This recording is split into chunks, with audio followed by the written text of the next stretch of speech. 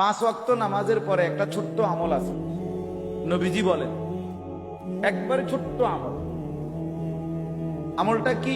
10 বার সুবহানাল্লাহ পড়া, 10 বার আলহামদুলিল্লাহ পড়া, 10 বার আল্লাহু আকবার পড়া। 10 বার 10 কয়বার? 30 বার। সুবহানাল্লাহ 10, আলহামদুলিল্লাহ 10, আল্লাহু আকবার 10। নবীজি বলছেন এই 10 বার 10 বার 10 বার 30 বার 1 মিনিট সময় লাগে। এই 30 বার পড়তে আমরা বারবার পড়ে দেখছি 1 মিনিট।